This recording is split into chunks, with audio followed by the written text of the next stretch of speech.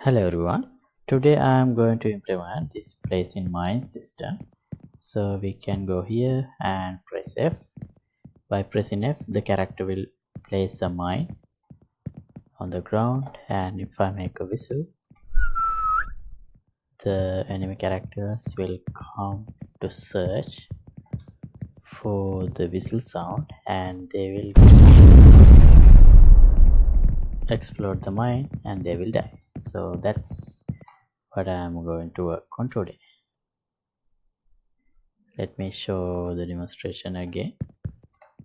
So at the moment I haven't implemented an animation to place the mines. It's just when I press F, it's there. We will work on those details later on.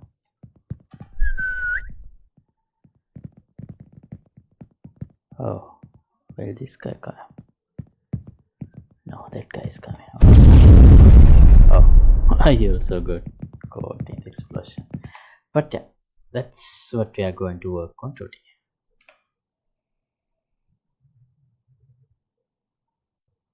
Okay, so I have imported this mine object. It's like a landmine. So I'm going to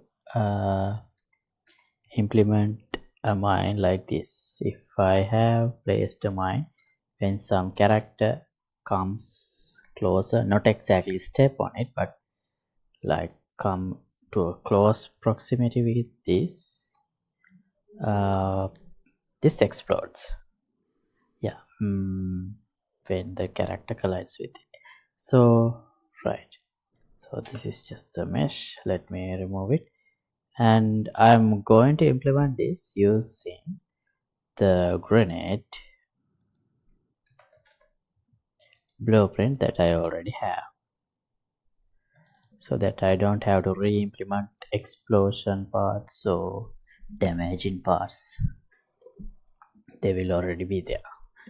Okay, so this is the grenade blueprint.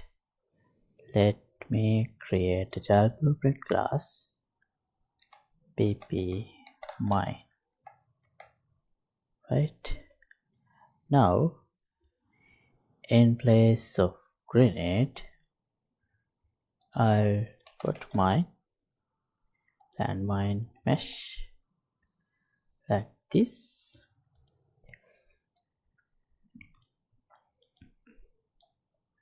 So yeah, this is how it looks. And then we already have this collider. What's this?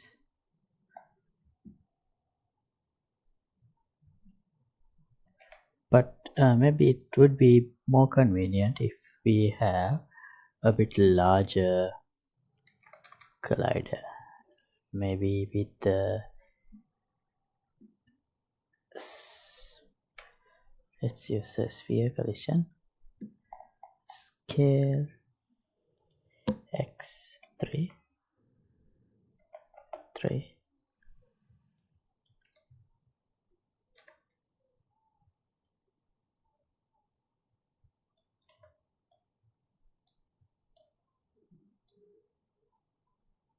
Oh, I can't.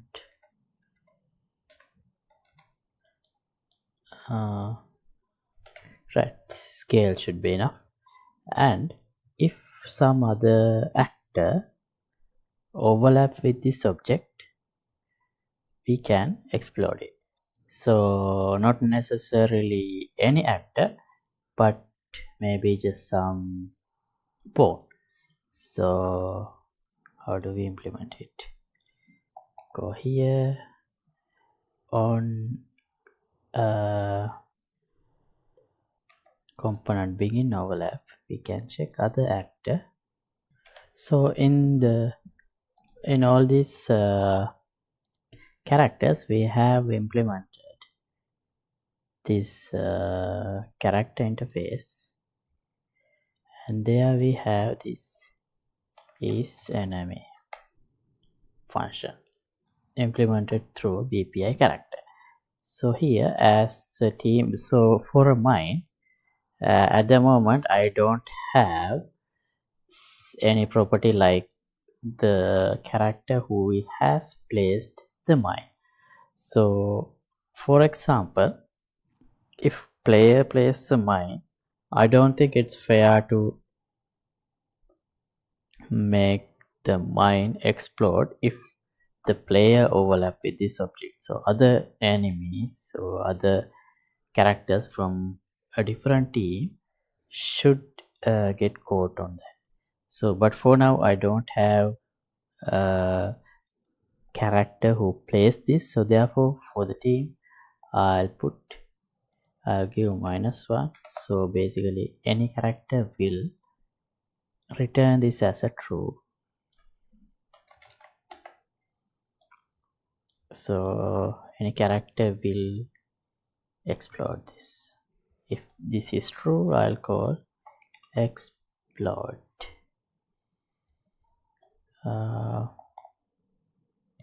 Explode grenade. Yeah, this function. Okay. Now let's see.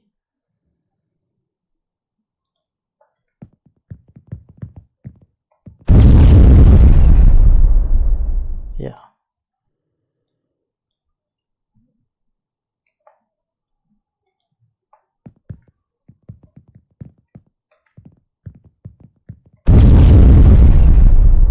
Cool. Similarly, if I place the mine over there and make a whistle, one enemy will come to search and he should get caught in the mine. Okay, so yeah, now that part is done. So how do we implement place in mine? For now we can throw grenades, throw rocks. Yeah, we can throw rocks, throw grenades, and also we can switch the grenade type by pressing E. You can see the grenade is changing here. So we have many keys are already in use. Do we have anything assigned to R? R should be for real.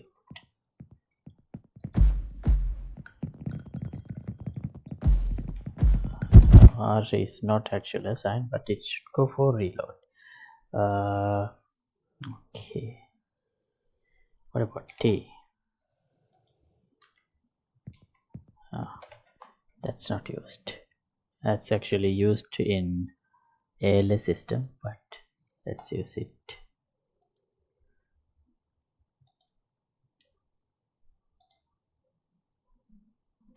Let's use F. F is not used for anything.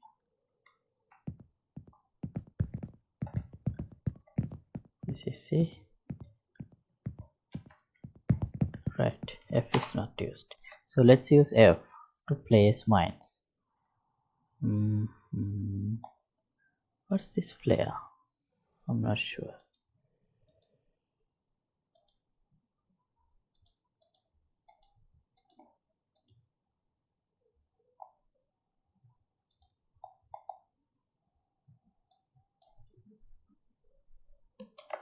Place. Let's just call it place in case we are going to add different types of mines. Oh no, place mine. Yeah, that should be fine.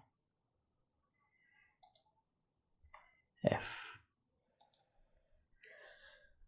Right, and here in the ALS base character, let's place mine. Let's just add a print just to say place in mine, and let's see if it is working without any issue. Yeah, it is working.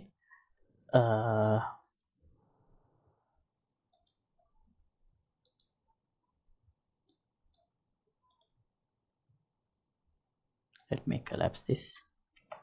Press minus.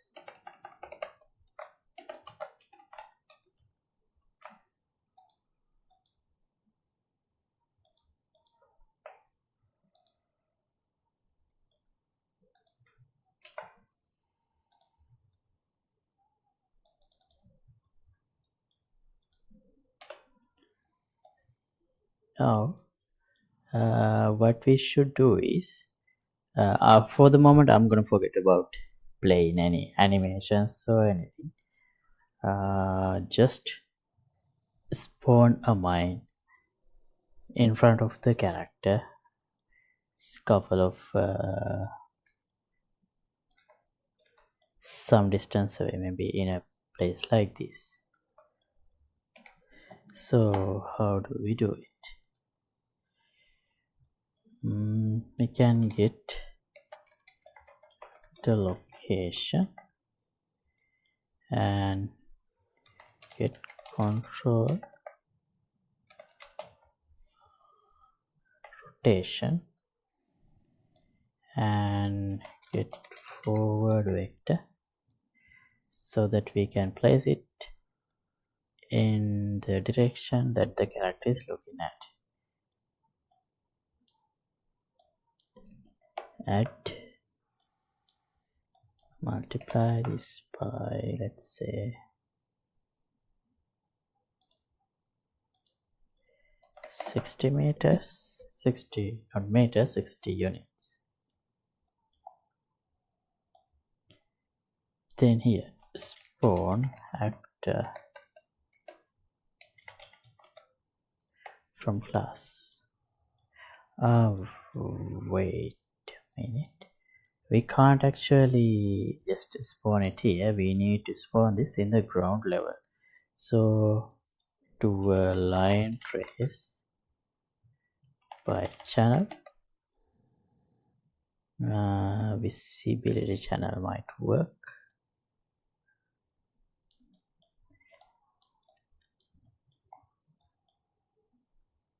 End position should be this one, under 200.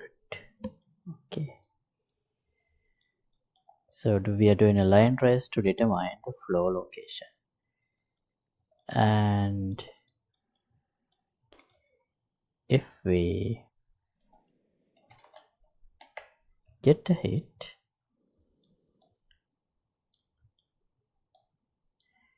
we can get hit location and use it as the spawn location. Class is mine, VP mine.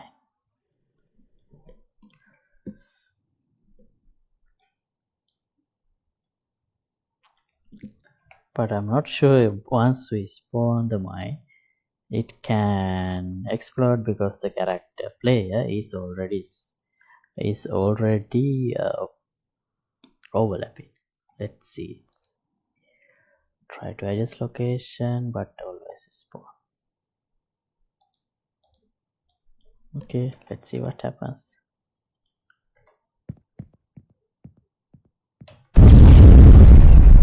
See, that's exactly what's happening, it's already exploding.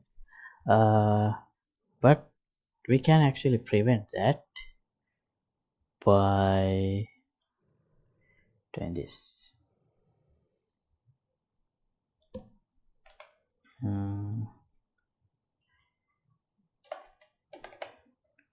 Let's name this as mine trigger, and initially let's make it not generate overlap events, right? And here let's add a character reference or some actor reference, not necessarily a character. to get the team ID. Get team ID. So this is also implemented through BPI character as the target. Let's promote this as placed by. So this would be representing the actor who has placed the mine.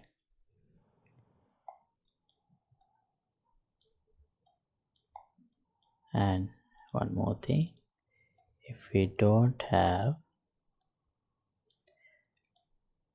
a valid character, we can just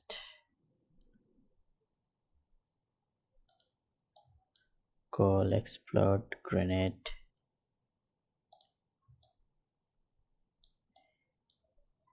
without having a team.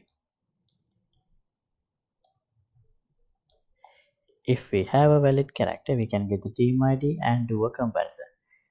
So as I said, we leave this trigger initially not generating overlap events, and let's say after a while we can enable it. Let's say 0.2 seconds.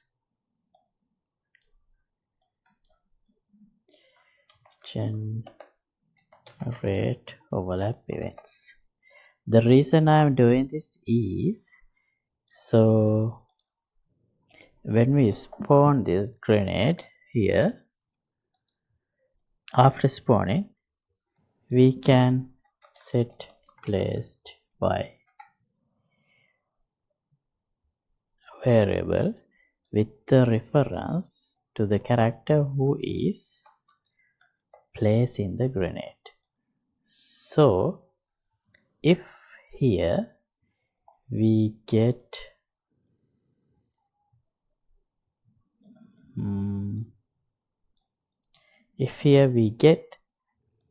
an overlap event from the same character who has placed the grenade, and since the team ID of the placed by and team ID of the overlapping character is same, it won't explode. Let's try that. See? Okay, but I think the mine is a bit big, too big.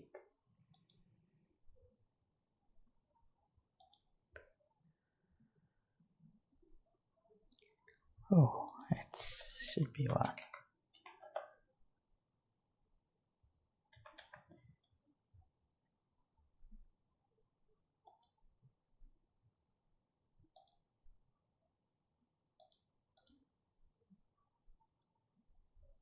Still too big. Maybe 0.5.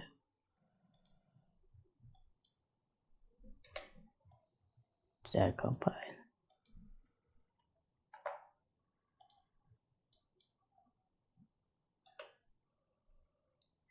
Yeah, actually that's fine. Otherwise, oh no, maybe it should be a bit more smaller. Oh, sorry, I'm changing the trigger. This is what I need to change. Yeah, that scale is fine.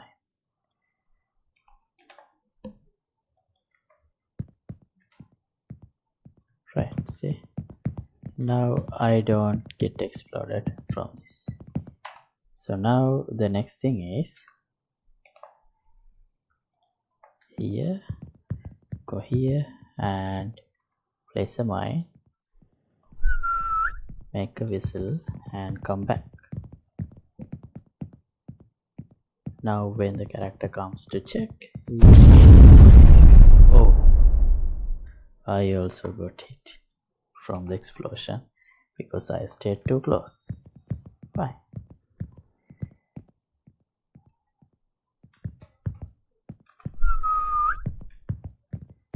let's stay covered.